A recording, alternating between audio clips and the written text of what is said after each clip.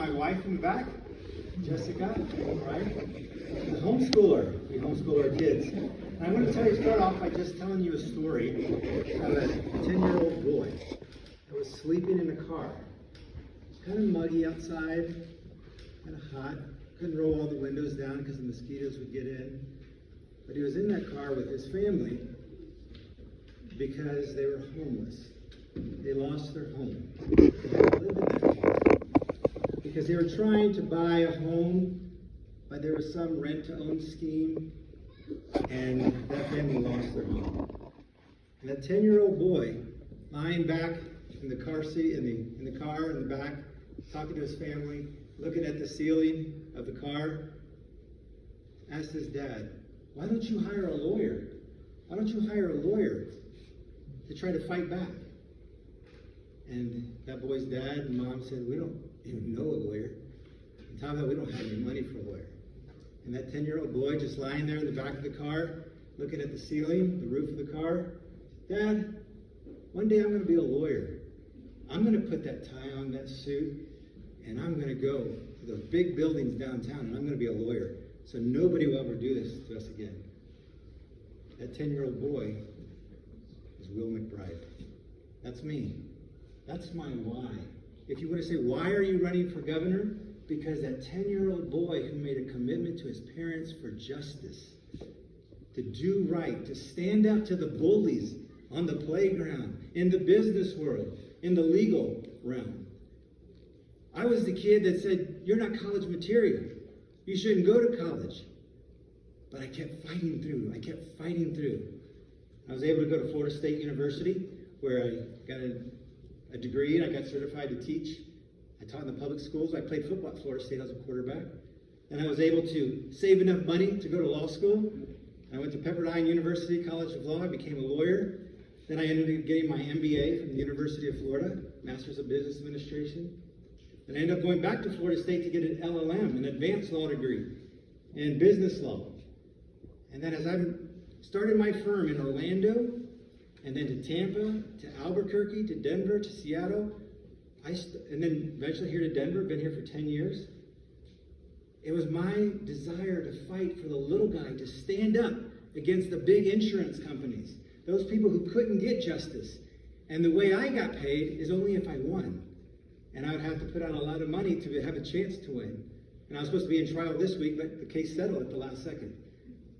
I've always had a desire to fight for the little guy, to stand up against those who are taking advantage of us.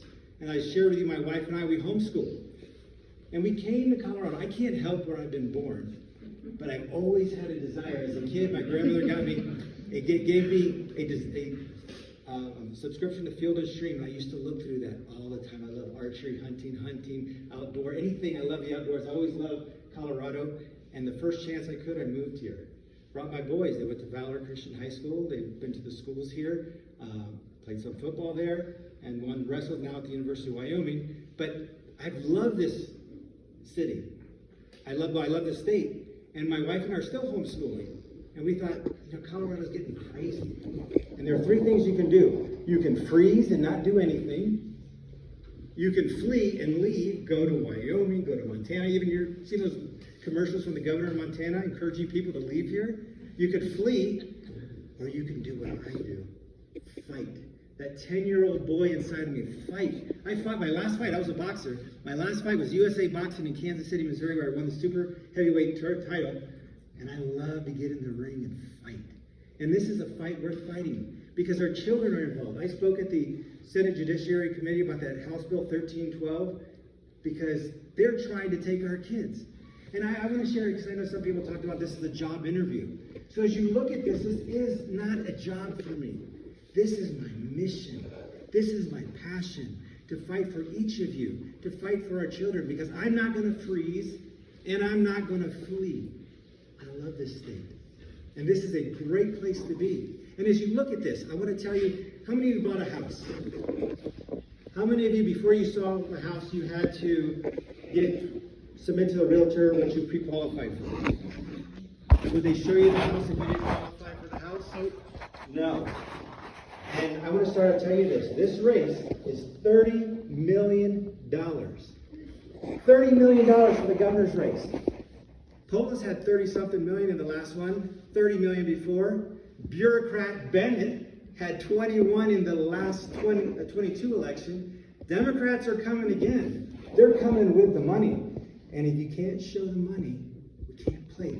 We have great messages, great candidates, but who can get the message out? And if you can't get the message out, what good is it? I want to tell you, I can go get that money. It's going to come from out of state. It's going to come from in-state. It's going to come from me. Yes, God has blessed me in a way. I'm going to put money into this. I have been putting money into this. But it's going to take everyone to be involved.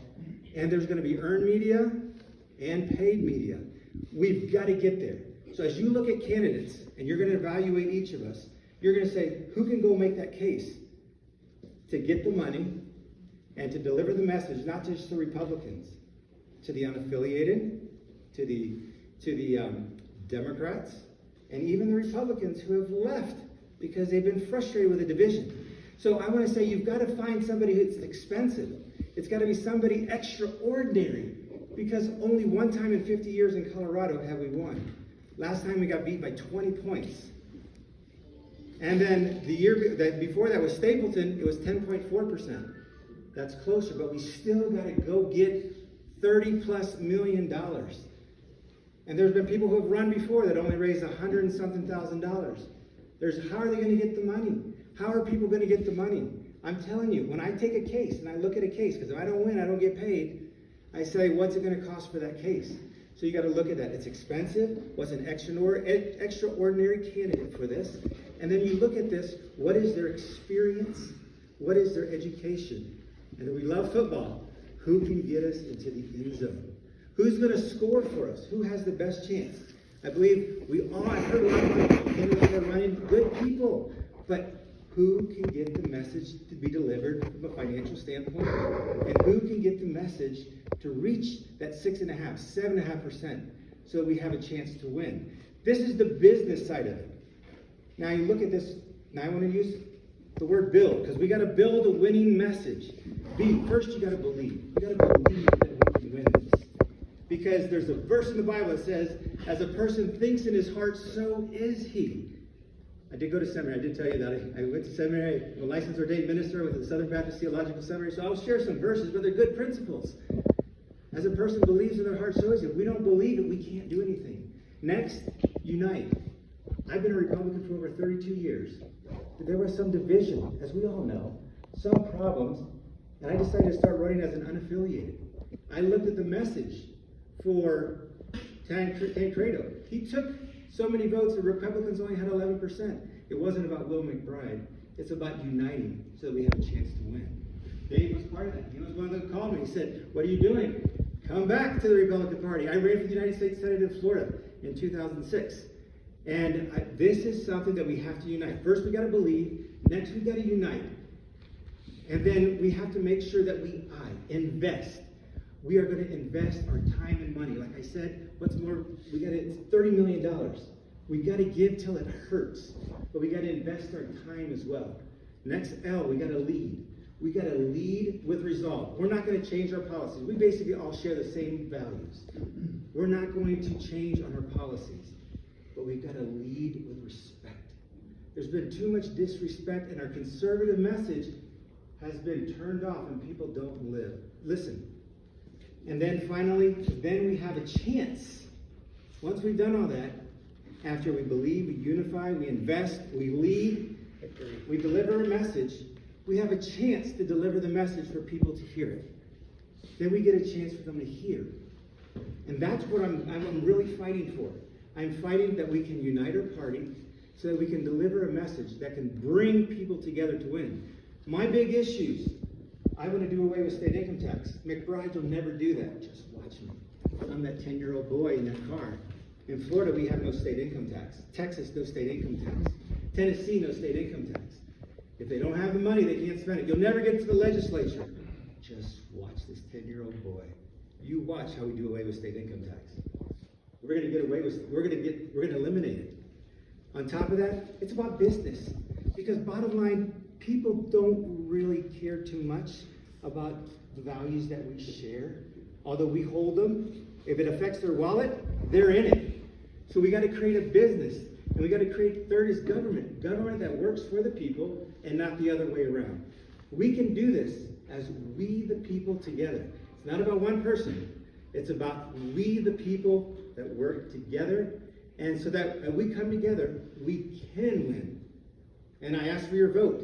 I ask for your vote of confidence. Look me up and see, and ask me any questions tonight that you'd like to ask. But I'm Will McBride, and I want to be the will of the people to take back this state for the people. Thank you.